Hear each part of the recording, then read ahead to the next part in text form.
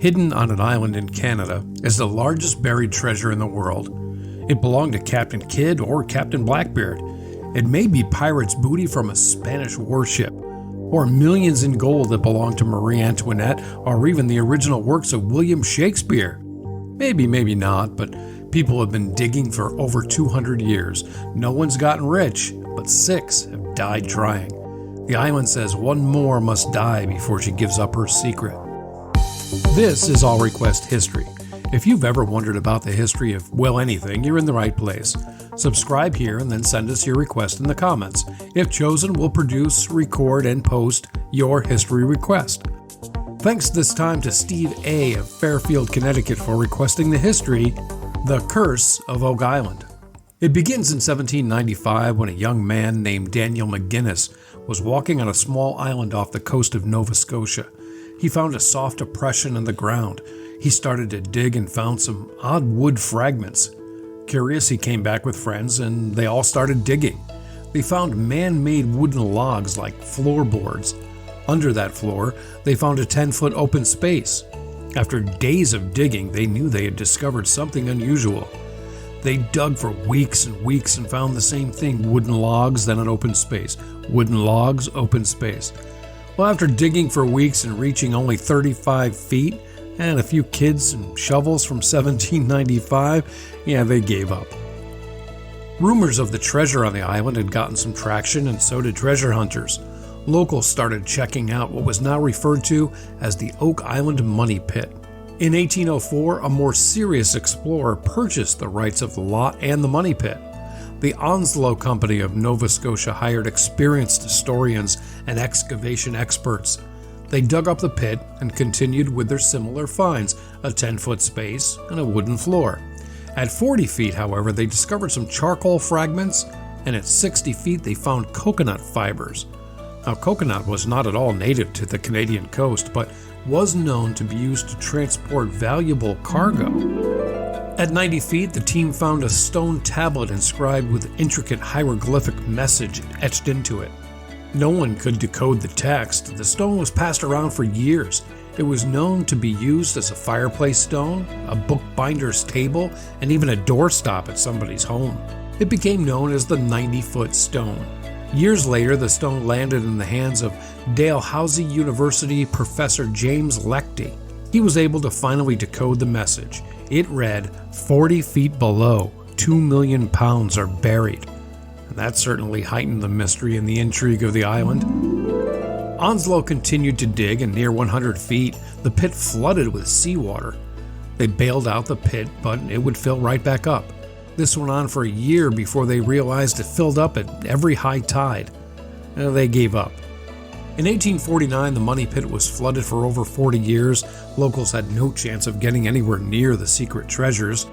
The Truro Company of Nova Scotia contracted the money pit, and they continued where Onslow left off. With better tools and the brilliant idea of drilling through the water instead of trying to get rid of it, they made discoveries at 114 feet. The drill brought up 2 links of gold chain and 2 different kinds of wood, like the wood of a treasure chest. In 1861, the Oak Island Association was formed and they took over. They dug to depths of 120 feet, but tunnels still flooded. The team used a steam engine pump to pump out the water, but it exploded and killed 1 worker and injured 2 others. A mysterious rumor now started that 7 must die before Oak Island gives up her mystery. Despite the loss, the team continued until 1866. More groups contracted the island throughout the 1890s. In 1895, the Oak Island Treasure Company from Maine discovered a small piece of parchment which contained Roman numerals VI, and it was verified authentic by Harvard University. Despite the important discovery, in 1897, this team added to the 7 must die lore. Maynard Kaiser fell into a tunnel over 100 feet, marking the 2nd death since its discovery. Despite this, they continued to explore for 20 years. One of the members who joined the team in 1909 was a 27-year-old Harvard-educated New Yorker. Although he wasn't famous for his treasure hunting, Franklin Delano Roosevelt did go on to achieve a different status. In 1931, at 130 feet, a team pulled up an anchor fluke, a miner's pick, an oil lamp, and an Acadian axe. This group also found a triangular formation of stones on the other side of the island that pointed to the money pit. In 1935, a group found unexploded dynamite in a flooding tunnel that intersected with the money pit.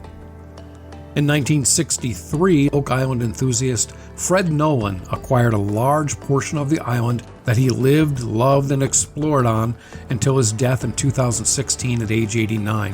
His passion for the island had him involved in many legal battles over the island's ownership. In 1965, the Robert Restall family added some serious traction to the curse.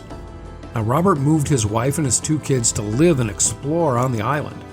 On August 17th, as Robert checked a gas-powered pump, as he crouched over the tunnel, the fumes overtook him and he fell to his death. His 24-year-old son Bobby went after him, succumbed to the same fumes, and he died as well. Then 2 nearby workmates, Carl Grazier and Cyril Hiltz, they rushed to the pit and they met the same fate. Oak Island has now claimed 6 lives. In 1965, a group of explorers built a 600-foot causeway from the mainland to move large digging equipment onto the island. Despite the large expense, they found nothing, but the causeway did remain. In 1967, Trenton Alliance contracted the island. Dan Blankenship was the boss, and he remained on the island until his death in 2019. Their discoveries included logs marked with Roman numerals, a wooden sled, wrought iron scissors, iron nails and spikes, wire, and metal chain links.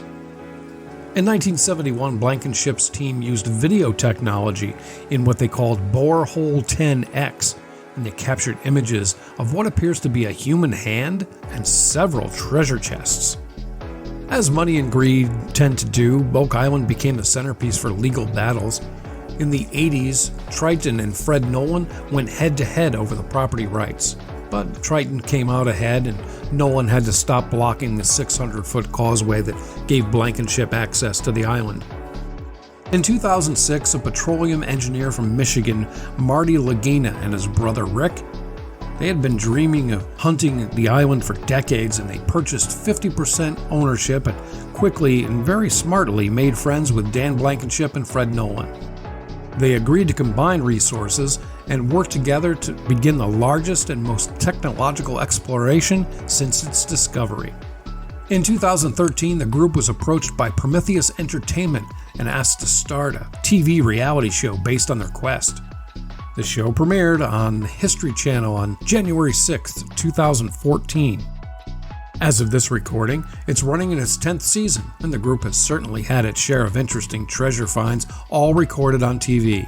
You want to look for copper coins, a Roman sword, 12th century manuscripts, a stone slab similar to the original 90-foot stone, a garnet brooch, human bones, a lead cross, metal spikes, just to mention a few. The show dives into a lot of theories about the mysteries and treasures, but most of them seem to focus on the Knights Templar burying religious items on the island, including the Holy Grail. On a personal note, after all the research we've done, we find it hard to believe that no one makes any mention at all of the fact that Oak Island is shaped exactly like a baby elephant. As for the Curse of Oak Island, some say it has no merit. Some have dedicated their lives to it, and some are even willing to wait for the 7th sacrifice to give up her secrets. Well, thanks for checking in. Are you curious? Leave your request here in the comments, hit the subscribe button so you'll know when you're on All Request History.